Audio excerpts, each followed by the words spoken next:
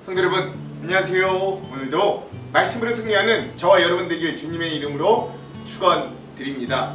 우리 2025년은 우리 고린도후서 여행으로 함께하고 있습니다. 우리 어제 내용을 잠깐 기억해 볼게요. 우리 어제 그제는 고린도서 1장의 내용을 우리 다시 한번 좀 여행해 보았습니다.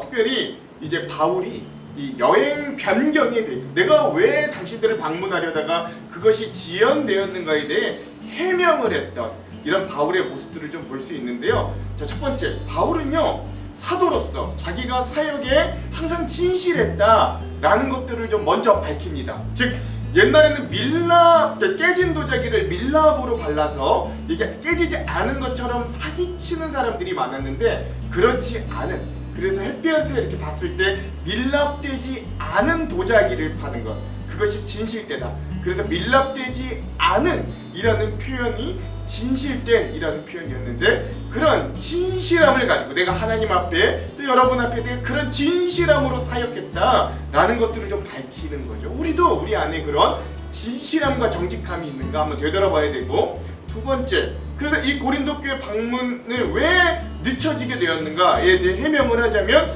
하나님이 이런저런 사역들을 나에게 새롭게 주실 때마다 내가 아니오하지 않고 예만 했기 때문에 그런 하나님의 계획들의 예로 순종함으로 이 당신들에게 갈 수 있는 계획들이 뒤로 밀려나게 되었다. 이 계획이 변경될 수밖에 없었다 라고 이야기하는 그의 순종의 모습들을 또 볼 수 있었고요. 마지막 세 번째, 이 고린도 교회의 유익을 위해서 바울은 또한 이 여행이 지체되는 게 좋다. 즉 내가 바로 가면 복음에 대해 또 나에 대해 거부하거나 방해했던 자를 바로 징계해야 되기 때문에 그러한 곧바로가 징계하는 것보다 그가 회개할 수 있는 기회를 주고 또 그러한 시간들을 가짐으로 여러분들에게 오히려 여러분들이 스스로 깨닫고 스스로 할 수 있는 그런 유익을 위해 내가 그리스도 주님의 사랑이 우리에게 그렇게 주신 것처럼 나도 여러분들의 유익을 위해 이 방문을 지연되었다라고 이야기하는 이 바울의 모습들을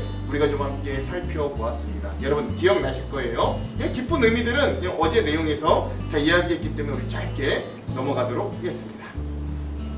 자, 오늘 우리는 이 고린도후서 2장의 말씀을 좀 함께 나누려고 합니다. 계속해서 이 바울이 사도권에 대해 소극적으로 해명하는 이런 장면들입니다. 두 번째 시간이고요. 오늘 분량은 2장 전체인 1절에서 17절까지 좀 함께 좀 읽어보려고 합니다. 제목을 짓자면 그리스도의 향기 나는 삶이 가져다주는 승리라고 하겠고요. 우리 그리스도의 향기 나는 삶이 우리 교회 표어인데 이게 어떻게 나온 건지도 한번 여러분 잘 보셨으면 좋겠어요. 자, 그럼 두 가지 맥을 짚고 이 맥에 따라 내용과 주안점을 한번 나눠봅시다. 자, 첫 번째 맥.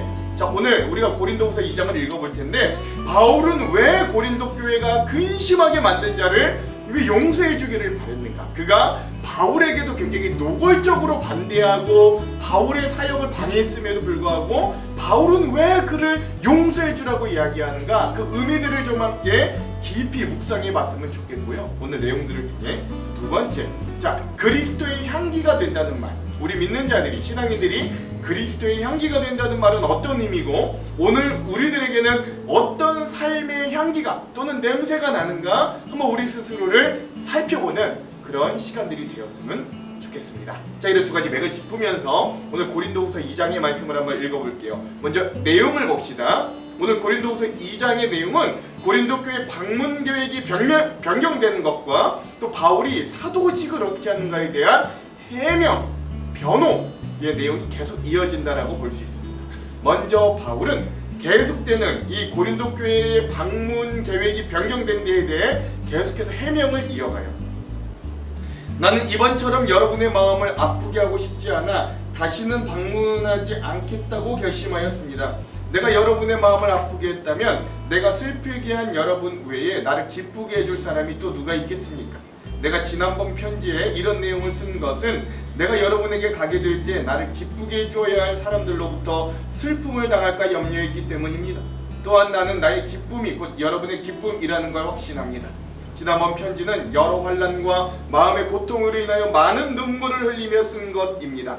그러나 그 편지는 여러분을 슬프게 하려고 쓴 것이 아니라 여러분들을 향한 나의 사랑이 얼마나 깊은지 알게 하려고 쓴 것 라고 했던 것이죠. 여러분 잘 아시다시피 고린도전서와 고린도후서 사이에 눈물의 편지, 그런 단호한 편지, 이런 이 편지가 하나가 더 있었다고 하는데, 여기 말하는 편지가 바로 그 편지입니다. 지금은 안타깝게도 전해지지 않아요. 근데 그 편지를 썼던 이유는, 그리고 그 편지를 써서 여러분들의 마음, 내가 여러분들을 얼마나 사랑하는지, 교회를 얼마나 생각하는지 좀 알려주고 싶었고, 또 하나, 그래서 이러한 계기들로 내가 다시 여러분들을 배려해 바로 곧바로 방문하지 않겠다 결심하였던 이 바울의 해명, 그래서 이 고린도 교회를 방문하려는 게 지연되거나 변경되었다라고 이야기하는 바울의 모습을 볼 수 있고, 구체적인 의미들은 이따 우리 주안점에서 함께 좀 나눠보도록 하겠습니다.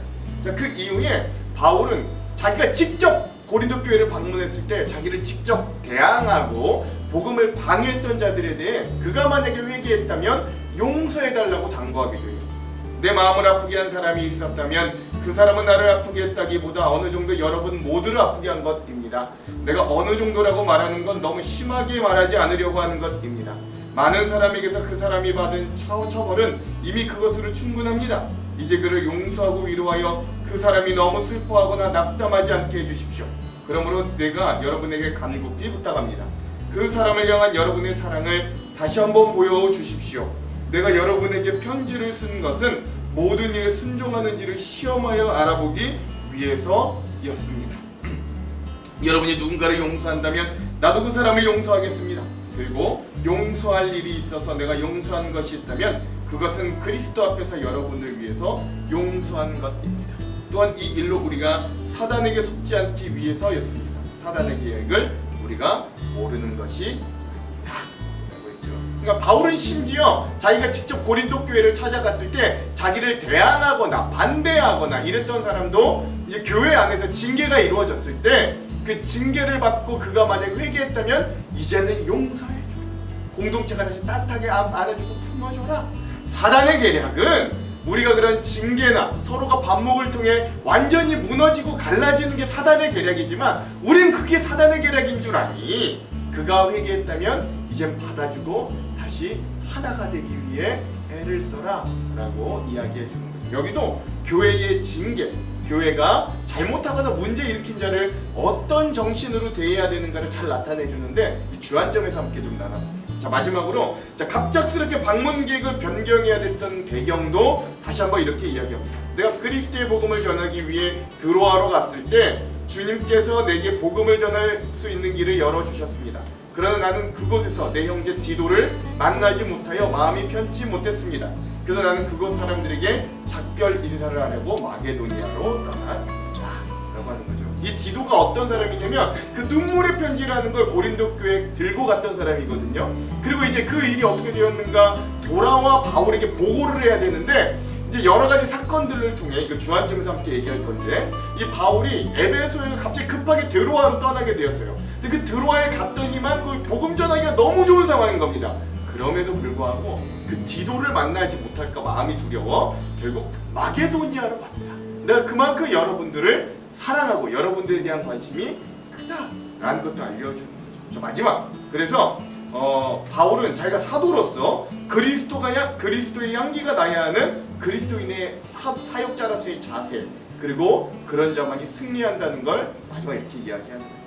그리스도 안에서 항상 우리를 이끌어 승리 행진을 하게 하시며 어디서나 우리로 그분을 아는 지식의 향기를 풍기게 하신 하나님께 감사드립니다. 우린 구원받은 사람들에게나 멸망당하는 사람들에게나 하나님 앞에서 그리스도의 향기입니다. 멸망하는 사람에게는 죽음에 이르게 하는 죽음의 향기이지만 구원받은 사람에게는 생명에 이르게 하는 생명의 향기입니다. 그렇다면 이 일을 하기에 합당한 사람은 누구이겠습니까? 우리는 많은 사람들과는 달리 돈을 벌기 위해 하나님 말씀을 팔고 다니는 사람들이 아닙니다. 우리는 하나님의 보냄을 받은 사람답게 하나님 앞에서 그리고 그리스도 안에서 진실하게 말합니다. 라는 거죠. 중요한 건 뭐냐? 우리는 그리스도의 향기를 내뿜고 다니는 사람이라는 겁니다. 그게 맞는 이에 따라 그게 죽음의 향기가 되고 어떤 이는 구원의 향기가 되기도 한다는 거예요. 우리도 이 그리스도의 향기로서 정체성을 가진 사역자, 헌신자들, 믿는 자들, 그리스도인들이 되어야 한다는 거죠. 바울은 내가 그렇게 그리스도가 승리하게 하시는 그리스도의 향기를 전하는 사람이었다 좋겠다라고 해명했던 거고, 여러분도 그런 삶이 되었으면 좋겠다라고 이야기하면서 오늘 2장을 마치게 되는 것입니다. 이것도 이제 이따가 우리 주안점에서 구체적으로 한번 의미들을 나눠볼게요. 자, 그럼 오늘 우리 고린도후서 2장의 핵심 구절을 한번 살펴봅시다. 14절에서 15절의 말씀입니다. 항상 우리를 그리스도 안에서 이기게 하시고 우리로 말미암아 각 처에서 그리스도를 아는 냄새를 나타내신 하나님께 감사하노라. 우리는 구원받은 자들에게나 망하는 자들에게나 하나님 앞에서 그리스도의 향기니. 아멘. 그렇죠? 그래서 오늘 이 그리스도의 향기라고 하는 이 말들이 어떻게 나왔는가, 이 부분에 대해서 우리 오늘 고린도후서 2장의 핵심 구절로 삼아 보았습니다. 자, 그럼 오늘 이 부분에 대한 주안점 세 가지를 함께 나누고 오늘 말씀을 한번 읽어볼게요. 먼저 첫 번째, 자, 지난 1장 15절부터 바울은 고린도 교회를 방문하려는 자기의 계획을 왜 변경할 수밖에 없었는지에 대해 해명을 하고 있어요. 그 이유가 세 가지 있었는데 앞선 1장에서 두 가지가 나옵니다. 첫 번째 두 가지, 이제 두 번째 해명을 다루었는데, 첫 번째는 뭐냐, 하나님의 그 미쁘신 뜻에 예만 있는 순종을 하다 보니 일정과 계획이 자기 스스로의 생각과 계획과는 다르게 변경될 수밖에 없었다라고 하는 거고, 두 번째는 고린도 교회의 유익을 위해서였다고 바울이 고백하는 거죠. 제가 앞서 지난 시간 내용을 통해 다 말씀드렸어요. 그리고 마지막 세 번째 이유가 오늘 2장 1절부터 4절에 나타납니다. 그건 자기의 넘치는 사랑을 고린도 교회에 전하기 위함이었어요. 지금 바울이 쓰고 있는 이 고린도후서를 기록할 당시 바울은 소위 가슴 아픈 방문을 한 직후였습니다. 즉 고린도 전서의 편지와 함께 젊은 목회자 디모데를 고린도 교회에 파송했지만 디모데의 사역 실패와 함께 그 소식이 전달되었던 고린도 교회 상황은 정말 심각했던 거예요. 이렇게 고린도 교회 문제가 생각했던 것보다 훨씬 심각하다는 걸 깨달은 바울은 열일을 제쳐두고 고린도 교회로 바로 달려가게 되었습니다. 그러나 바울마저도 직접 찾아간 고린도 교회에서 이 교회 공동체 안에 있는 문제를 완전히 해결하고자 했으나 이 바울의 사람의 예상과는 다르게 바울과 성도들 서로 피차 간의 상처만 더 깊어지고 갈등만 더 깊어지고 그 본래의 목적은 달성하지 못하게 되는 최악의 상황을 맞이했던 거죠.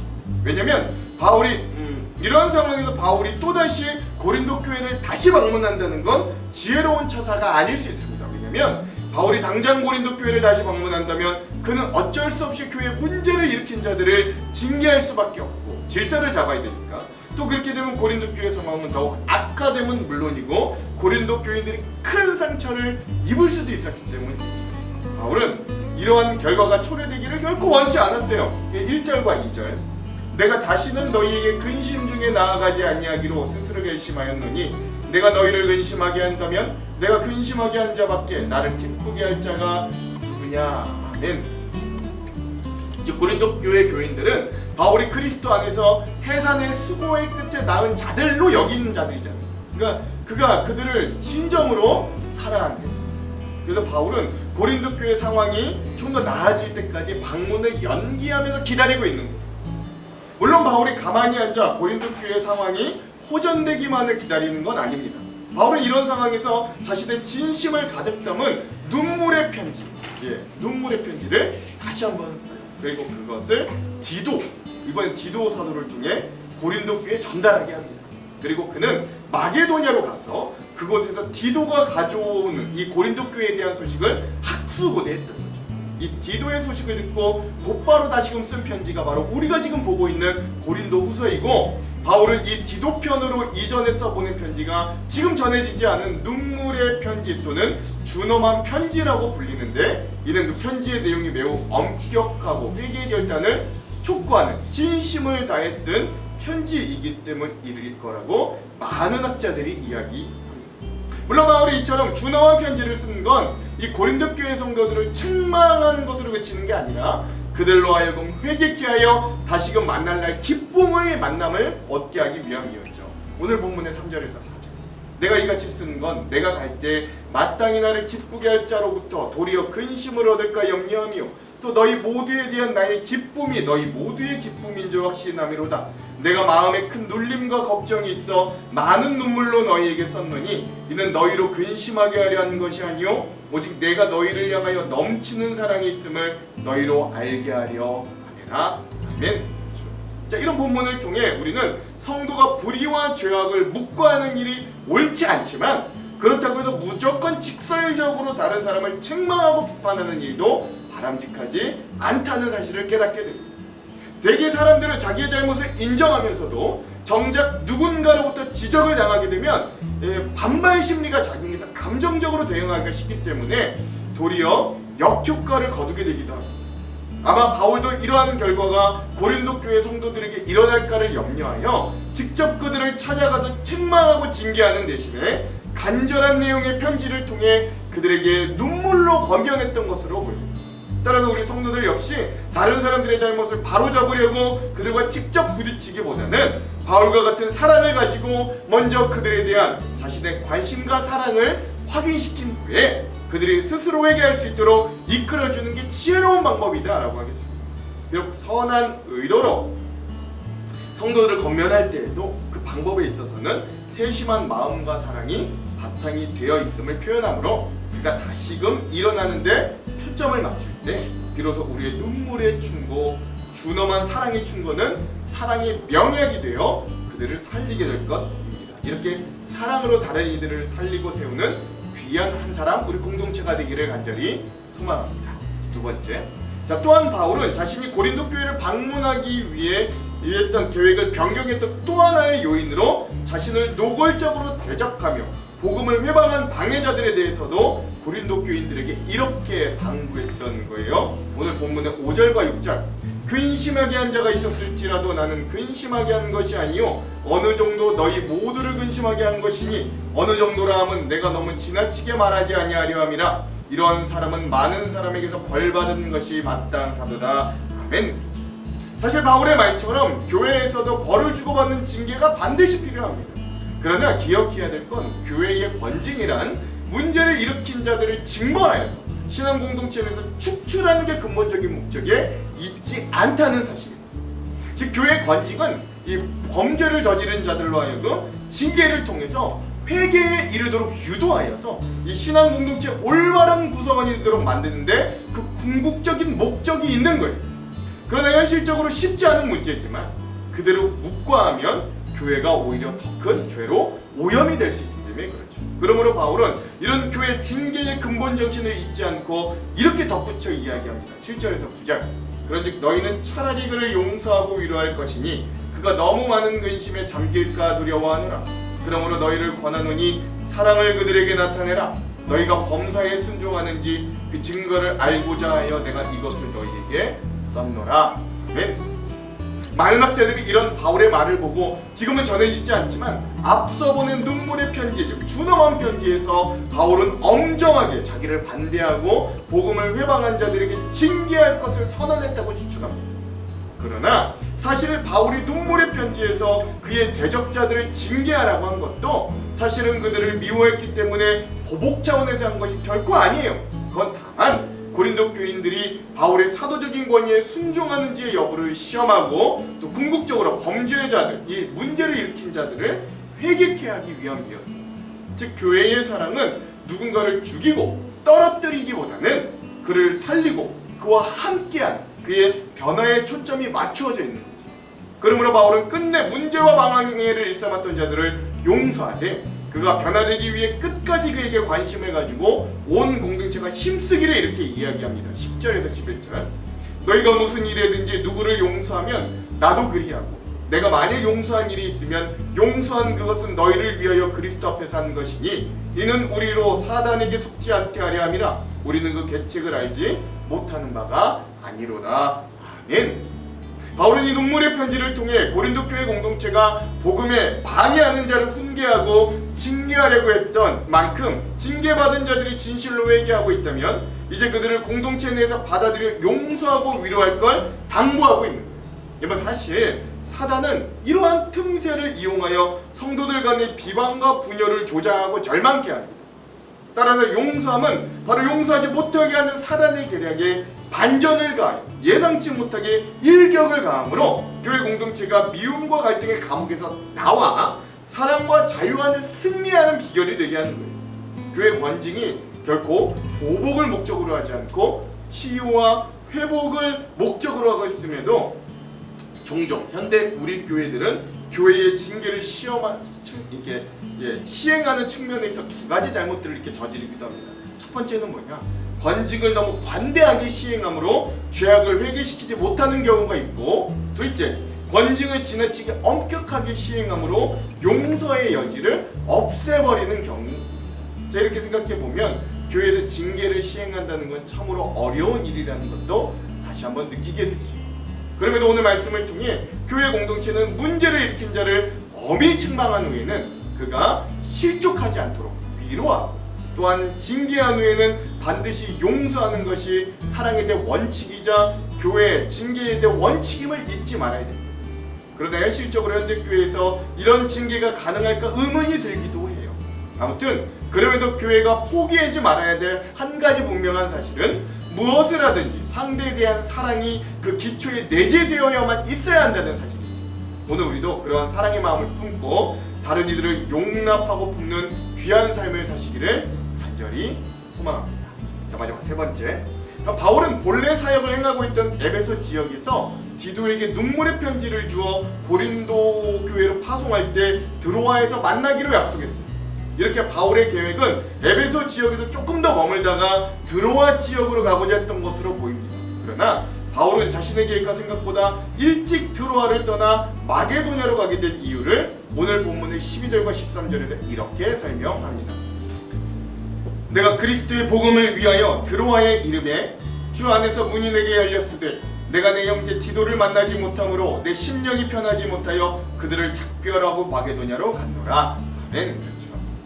많은 학자들이 추측하기를 바울과 전도팀은 에베소 지역에서 갑자기 발생했던 데메드리오 소동, 이 사도행전 19장에 보면 나타나는데, 이 소동에 의해서 예상보다 일찍, 자기 뜻보다는 일찍 드로아 쪽으로 가게 되었습니다. 그런데 그런 갑작스러운 사건에도 하나님의 뜻이 있었으니 그게 바로 드로아 지역의 복음의 문이 열려 있었고, 바울의 전도팀이 복음을 전하기에 매우 좋은 조건을 드로아가 가지고 있었던 거예요. 그럼에도 불구하고 바울은 이 복음 사역에 전념할 수 없었습니다. 그건 디도를 고린도 교회에 보내놓고 그 결과가 궁금하였고, 또 한편으로는 고린도 교회의 상황과 디도의 안전에 대한 염려 등이 그의 마음을 짓눌렀기 때문입니다.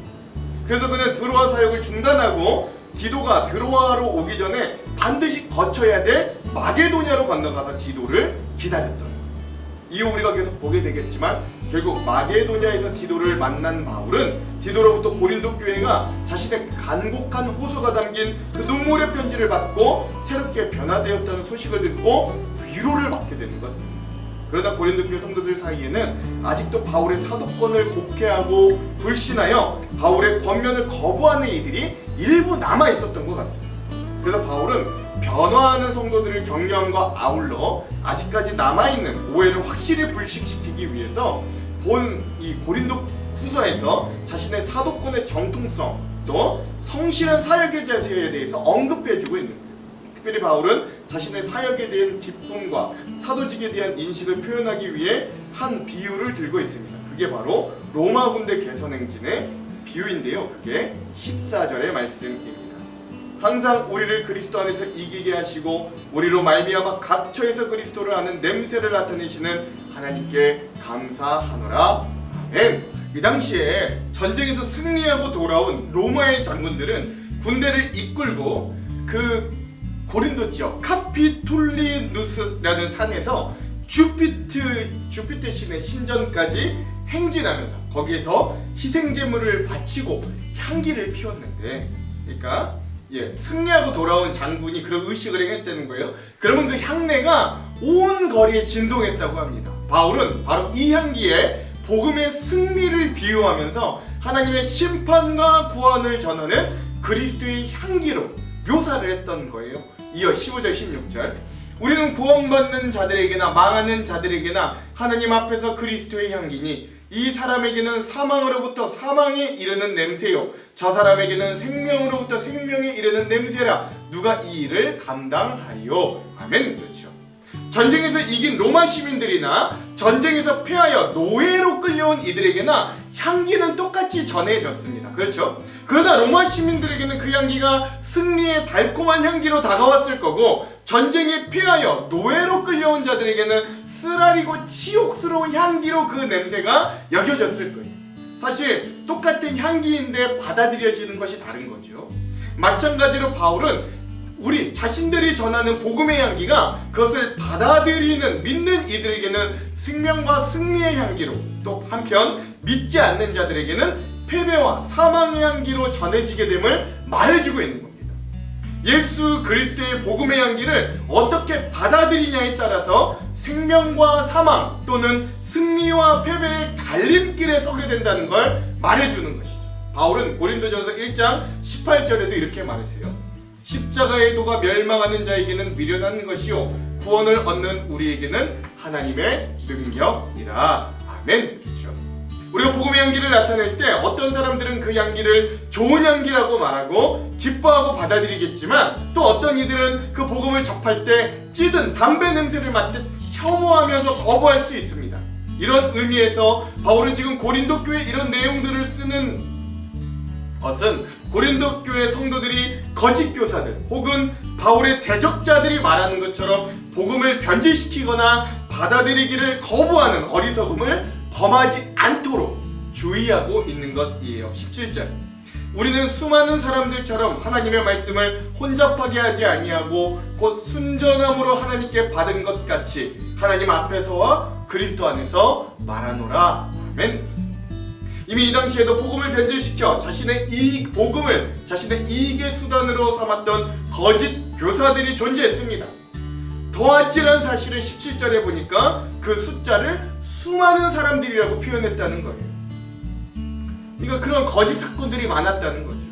그들은 복음을 그럴싸하게 보이게 하기 위해 하나님의 말씀을 변질시켜 버렸습니다.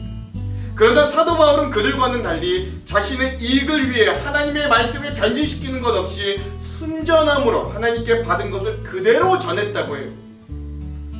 고백했습니다. 그는 하나님 앞에 부끄러움이 없이 그리스도 안에서 복음을 전한 거죠. 바울은 자신이 예수 그리스도의 향기로서 승리의 소식을 전하며 생명을 드러나는 역할을 했다고 말하는 것입니다.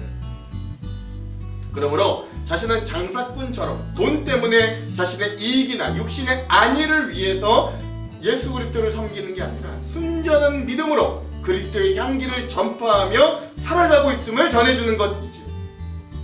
우리 그리스도인들의 말과 행동은 우리가 원든 원치 않든 믿지 않는 세상 사람들의 주목을 항상 받고 있습니다. 교회 다니는 사람들은 많지만 그리스도의 향기를 풍기지 못한다면 세상 사람들에게는 그리스도의 향기가 아니라 악취를 풍기게 되어 전도의 걸림돌이 되기도 할 거예요. 오늘 한국의 기독교가 세상 사람들로부터 손가락질 당하고 있는 건 우리에게서 그러한 그리스도의 향기가 나지 않기 때문이기도 합니다. 심지어 때로는 향기가 아니라 악취가 나서 세상 사람들이 그리스도인들과 교회를 비난하고 외면하게도 만듭니다. 그러므로 오늘 말씀을 통해 우리가 바울을 깊이 따라가야 할 건 진실로 바울은 그 언어와 행동, 삶의 태도와 자세를 통하여 예수 그리스도의 사랑을 온전히 드러낸 자였기 때문에 우리 교회에 변하지 않을 대표어도 뭐예요? 그리스도의 향기 나는 교회입니다. 이 말처럼 우리가 삶으로 나타낸 예수 그리스도의 향기를 통해 많은 사람들이 그리스도께로 돌아오기를 소망해 봅니다. 하나님께서 바울을 사용할 듯 우리들도 그리스도의 향기로 부르셨음을 잊지 마시기 바랍니다. 사랑하는 성도 여러분, 우리가 가진 복음은 승리의 복음이고 기쁜 소식이요 생명에 이르게 하는 능력이 있음을 잊지 마십시오. 이 복음을 가지고 예수 그리스도의 향기를 더 많은 이들에게 전해줄 수 있는 저와 여러분 되길, 오늘 하루 되기를 주님의 이름으로 축원드립니다. 기도할게요. 하나님, 오늘 우리도 주님의 향기 되는 사람들이 되기를 원합니다. 그리스도의 향기가 되어 하나님 생명과 승리의 소식을 만방에 전해주는 자들이 되기를 원합니다. 우리 그 주님의 향기가 정말로 승리의 향기, 생명의 향기가 되기를 간절히 소망합니다. 하나님, 오늘도 우리에게 영원 사랑하는 마음을 주시고 그리스도의 향기된 마음을 주셔서 주변에 있는 자들에게 주님의 사랑과 헌신의 향기를 충분히 내필 수 있는 하나님 풍길 수 있는 귀한 은혜도 허락하여 주시고 새해에도 이 고린도후서의 말씀을 통해 우리의 삶의 고난과 아픔의 의미들을 깨닫고 다시 한번 믿음으로 승리하는 귀한 은혜도 허락하여 주시옵소서. 그렇게 하실 주님 기대하며 예수님 이름으로 기도합니다. 아멘. 그럼 사랑하는 성도 여러분, 오늘 하루도 말씀으로 승리하십시오. 사랑하고 축복합니다. 화이팅! 제2장. 내가 다시는 너희에게 근심 중에 나아가지 아니하기로 스스로 결심하였노니 내가 너희를 근심하게 한다면 내가 근심하게 한 자밖에 나를 기쁘게 할 자가 누구냐. 내가 이같이 쓴 것은 내가 갈 때 마땅히 나를 기쁘게 할 자로부터 도리어 근심을 얻을까 염려하며 또 너희 모두에 대한 나의 기쁨이 너희 모두의 기쁨인 줄 확신함이로라. 내가 마음에 큰 눌림과 걱정이 있어 많은 눈물로 너희에게 썼노니 이는 너희로 근심하게 하려 한 것이 아니요 오직 내가 너희를 향하여 넘치는 사랑이 있음을 너희로 알게 하려 함이라. 근심하게 한 자가 있었을지라도 나를 근심하게 한 것이 아니요 어느 정도 너희 모두를 근심하게 한 것이니 어느 정도라 함은 내가 너무 지나치게 말하지 아니하려 함이라. 이러한 사람은 많은 사람에게서 벌받는 것이 마땅하도다. 그런즉 너희는 차라리 그를 용서하고 위로할 것이니 그가 너무 많은 근심에 잠길까 두려워하노라. 그러므로 너희를 권하노니 사랑을 그들에게 나타내라. 너희가 범사에 순종하는지 그 증거를 알고자 하여 내가 이것을 너희에게 썼노라. 너희가 무슨 일에든지 누구를 용서하면 나도 그리하고 내가 만일 용서한 일이 있으면 용서한 그것은 너희를 위하여 그리스도 앞에서 한 것이니 이는 우리로 사탄에게 속지 않게 하려 함이라.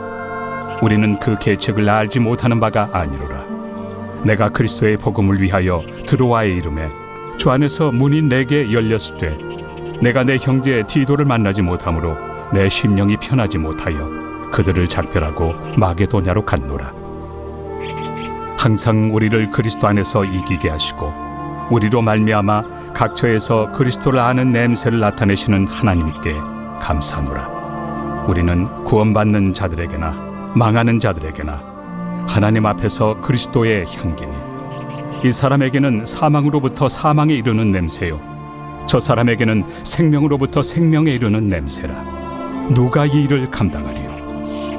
우리는 수많은 사람들처럼 하나님의 말씀을 혼잡하게 하지 아니하고 곧 순전함으로 하나님께 받은 것 같이 하나님 앞에서와 그리스도 안에서 말하노라.